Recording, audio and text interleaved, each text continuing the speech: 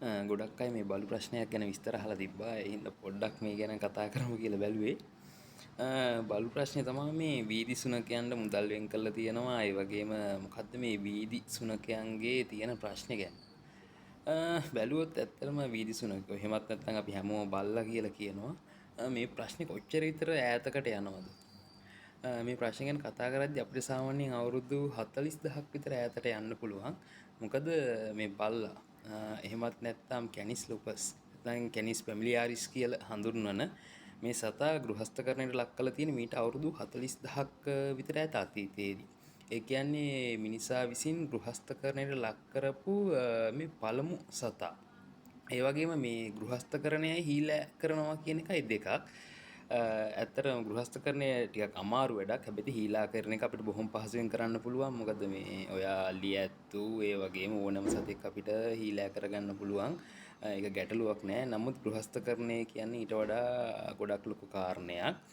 එතකොට මේ වගේ ගෘහස්ථකරණයට ලක්වුණු සතෙක් ආයේ ඇත්තනම ස්වභාවික පරිසරය එහෙමත් නැත්නම් වනාන්තර හෝ එයාට තනිවම ජීවිතේ ගෙන යාමට නොහැකි තත්ත්වයක් එනවා. ඒ සතුන් ගෘහස්ථකරණයට ලක් වෙලා දීර්ඝ කාලයක් මේ ගෘහාශ්‍රිතව ජීවත් වුණාම.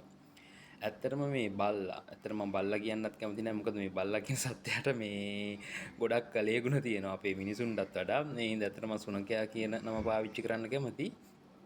මේ සතාට ඇත්තටම ස්වභාවික පරිසරයේ ජීවත් වෙන්න හැකියාවක් දැන් නැහැ. මොකද එයා ගෘහස්ථකරණයට ලක් වෙලා මිනිසුන් මත යැපෙන තත්යකට පත් වෙලා තියෙනවා.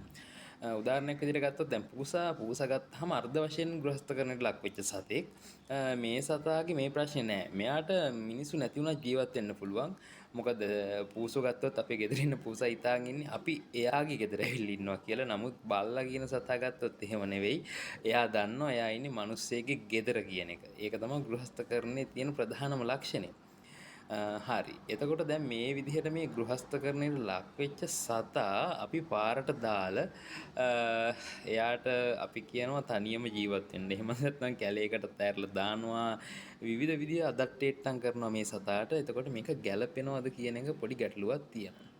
අනිත් කාරණේ නිසා මේ සුනකයන් නිසා ඇතිවෙන ප්‍රශ්න ගත්තොත් අපිට මුළු ලෝකෙම තියෙනවා මේ ප්‍රශ්න. ප්‍රධාන වශයෙන්ම ජල බීතිකාව. ජල බීතිකා රෝගයෙන් සාමාන්‍යයෙන් ලෝකයේ මිනිස්සු අවුරුද්දකට 50000ක් විතර මැරෙනවා. මේ මැරෙන මිනිසුන්ගෙන් 99%කටම ජල බීතිකාව හැදෙන්න ප්‍රධානම හේතුව මේ සුනකයන් ආශ්‍රිතව ජීවත් වීම. ඔක තමයි ප්‍රධාන ප්‍රශ්නේ. ඊට අමතරව සුනකයන්ගේ හපා කෑම් ඒ වගේ ගොඩක් දේවල් තියෙනවා මේ සුනක විදි සුනක ප්‍රශ්නය තුල. එතකොට මේ ප්‍රශ්නෙට කොහොමද මූණ දෙන්නේ? ලෝකෙ මූණ දීපු රටවල් තියෙනවා ගොඩක් ඇත්තටම. උදාහරණයක් විදිහට අපි නෙදර්ලන්තේ ගත්තොත් මේ විදිහට මේ වීදිසුනක ප්‍රශ්නේ යාලා මේ වෙද්දි 100%ක්ම සාර්ථක ලෙස අවසන් කරලා තියෙනවා. ප්‍රධාන වශයෙන් මෙයාලා ඒකට සමාජ දැනුවත් කිරීම, මේ වගේම වීදිසුනකයන් වන්දකරණයට ලක් කිරීම වගේ දේවල් පාවිච්චි කරලා තියෙනවා. ඒ වගේම මෙයාලා ගොඩක් තද නීතිත් පාවිච්චි කරලා තියෙනවා. ඒ වගේ දේවලුත් එක්ක තමයි මේ දේ කරලා තියෙන්නේ. නැත්තම් මේ සුනකයෝ තැනකට කොටු කරලා නඩත්තු කරලා එහෙමනම් නෙවෙයි කරලා තියෙන්නේ. අනිතරට ආසියාවෙත් උදාහරණයක් තියෙනවා. ආසියාවේ භූතානය. භූතානය 2023 අවුරුද්දේ එයාලා අනවුන්ස් කරා එයාලා සම්පූර්ණයෙන්ම එයාලගේ විදිසුනකින් වන්දේකරණයට ලක් කරා සහ එයාලා එන්නත් කරා කියලා. එතකොට මේ වන්දකරණය තමයි ඇත්තටම මුළු ලෝකෙම පිළිගන්නේ සාර්ථක ක්‍රමයේ විදියට. ඇත්තටම මේ දැන් මේ පොඩි කතාවක් යනවා නගරාශ්‍රිත ස්ථාන දෙකක සුනක සුනකයන්ගේ සුබ සාසනය සඳහා ඔවුන් කොටු කරලා එහෙමත් නැත්නම් රඳවු මධ්‍යස්ථාන විදියට පවත්වාගෙන යන්නේ. ඇත්තටම මේ රැඳවු මධ්‍යස්ථාන කියන්නේ සුන්දර දෙයක් නෙවෙයි. බොහෝ විට එක දවසක් හරි මේ වගේ තැනක වැඩ කරලා තියෙන කෙනෙක් දන්නවා ඒක කොච්චර කටුකද. ඒ වගේම ඒක අවට පරිසරයට කොහොමද බලපාන්නේ. ඊට වඩා ඒ සතා ටික කොහොමද බලපාන්නේ. ඇත්තටම මේ වගේ තැන්වල සත්තු බැඳලා එහෙම ඇති කරන්න බෑ.